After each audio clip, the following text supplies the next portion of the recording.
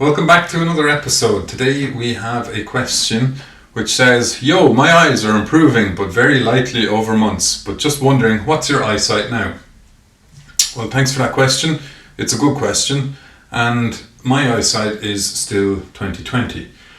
But within that, let's qualify what my eyesight is and how the quality of how I see.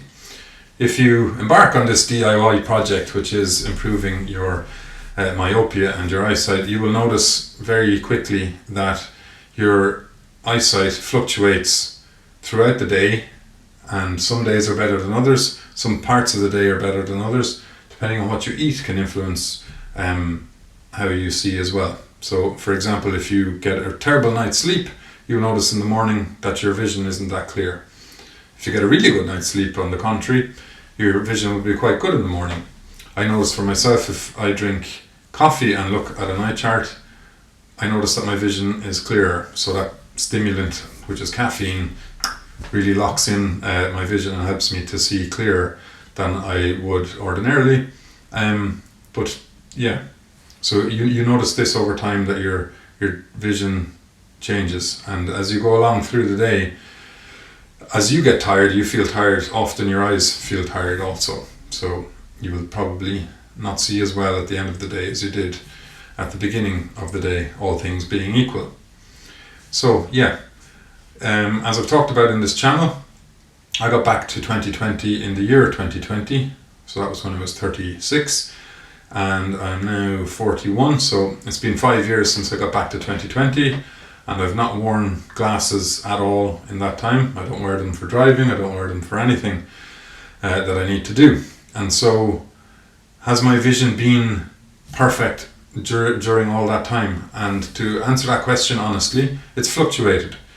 I have a job which involves looking at a laptop for large parts of the day, and as a result of that, my eyes can get quite locked up. And if you've become familiar with the term ciliary spasm, if I don't get to have periods of using my vision looking into the distance, I can feel my eyes getting ciliary spasm, and when I look at the eye chart, that 20/20 line is starting to blur, and the 20/30 line is the line that's good.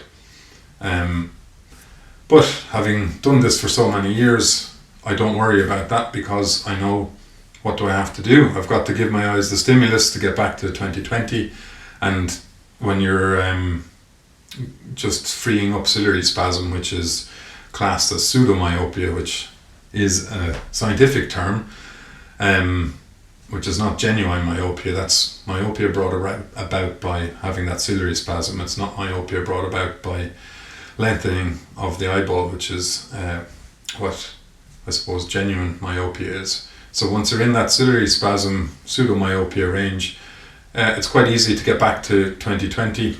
You just give yourself that stimulus. As I was saying, I look at an eye chart a few times. I'll be outside and I'll be doing walks and active focusing into the distance, and after a few days my eyesight will be back to 20/20, where I'm reading that Snell and chart line, and the 20/20 will be completely clear again.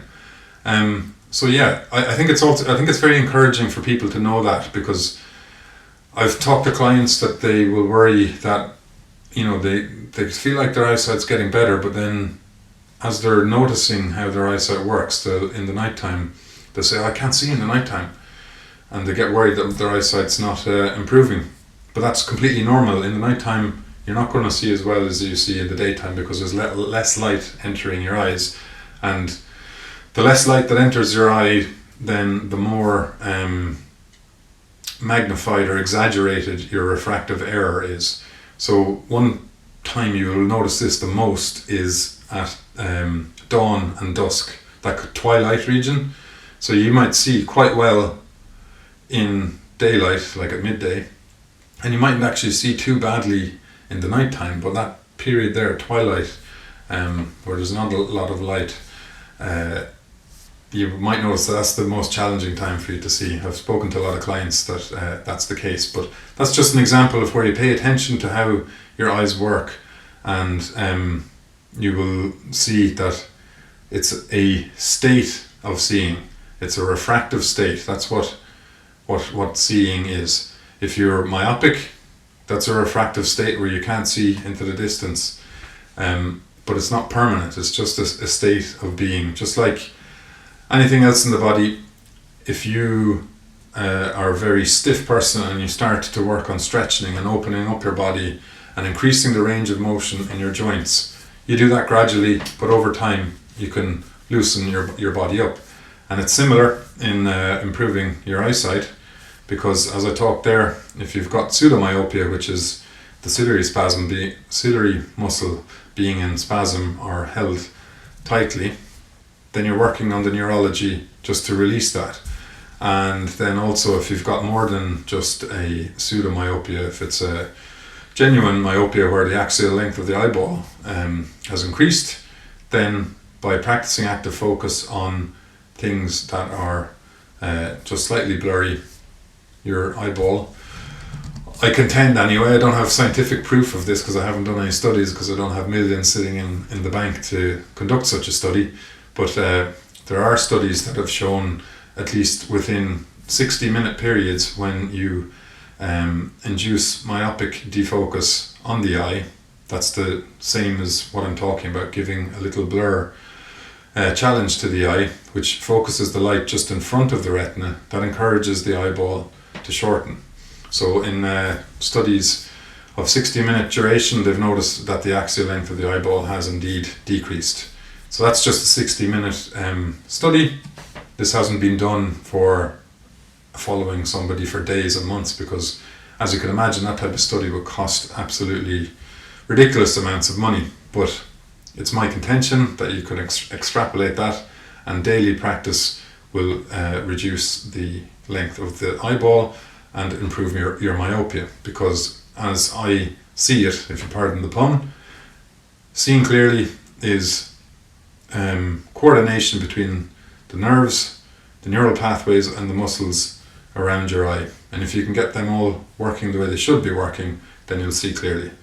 To come back to that analogy of stretching your body, if you train those joints to open up, and gradually over time they become more limber, you can do so. But it's the same sort of training, that you're training the neurology and the muscles to do what you want to.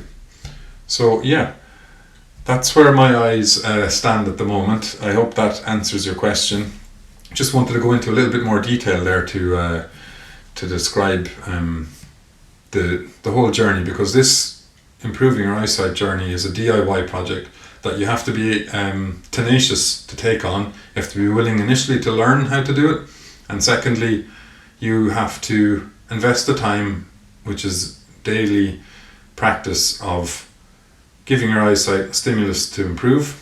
And then also another thing that you really need to focus on is reducing phone time, because you can do all the best habits in the world, but if you're on the phone for hours and hours every day, that's going to eliminate all your progress, and it'll be a waste of time, to be honest. So yeah, hopefully that answers your question. Thanks for that, and I will see you in the next episode.